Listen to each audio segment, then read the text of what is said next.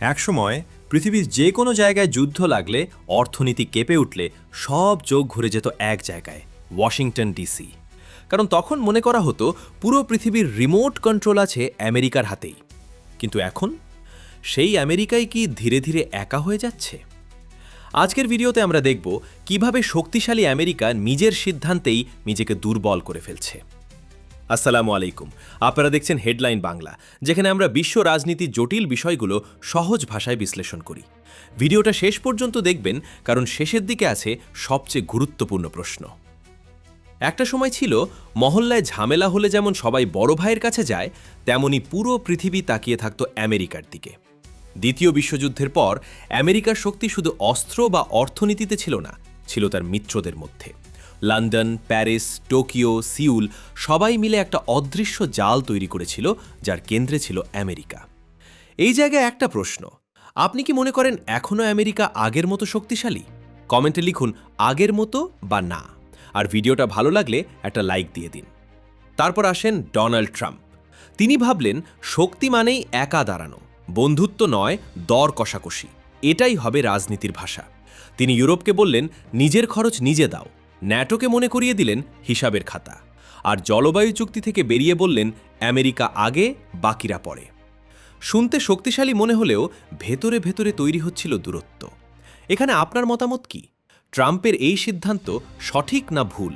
কমেন্টে লিখুন সঠিক বা ভুল, আর সাবস্ক্রাইব করে রাখুন হেডলাইন বাংলা। মিত্ররা হঠাৎ আমেরিকার বিরুদ্ধে যায়নি, তারা ধীরে ধীরে দূরে সরে গেছে। ইউরোপ এখন নিজস্ব প্রতিরক্ষা নিয়ে ভাবছে, মধ্যপ্রাচ্যে তৈরি হয়েছে সন্দেহ। এশিয়ার দেশগুলো হিসাব করছে আমেরিকা কি এখনও নির্ভরযোগ্য?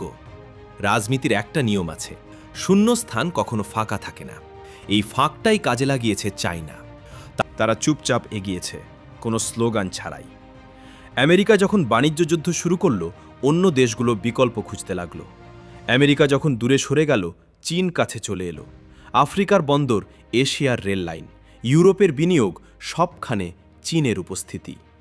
ভিডিওটা যদি এখানে পর্যন্ত দেখেন, একটা লাইক দেন আর শেয়ার করেন বন্ধুদের সাথে, কারণ এই বিশ্লেষণটা অনেকেই জানে না। একটা সময় বিশ্ব বাণিজ্যের কেন্দ্র ছিল ডলার, কিন্তু এখন কিছু দেশ নিজেদের মুদ্রায় লেনদেন শুরু করেছে। বিশেষ করে ইউয়ান সামনে আসছে।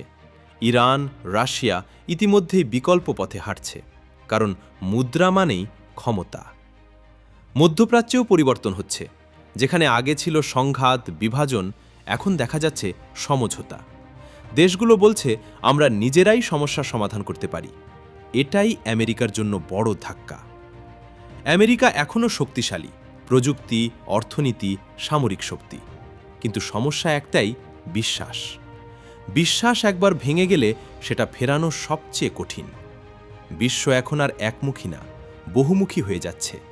এখন আছে আমেরিকা, চীন, আঞ্চলিক শক্তি।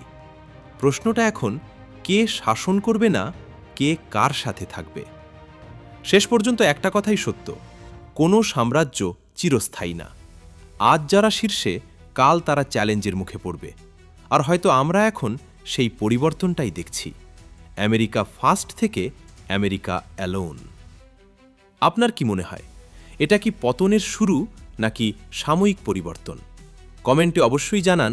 আর এমন বিশ্লেষণ পেতে সাবস্ক্রাইব করুন headline Bangla, bell icon on করুন। আমি আবারও আসছি নতুন ভিডিও নিয়ে। ততক্ষণ পর্যন্ত ভালো থাকুন। আল্লাহ হাফেজ।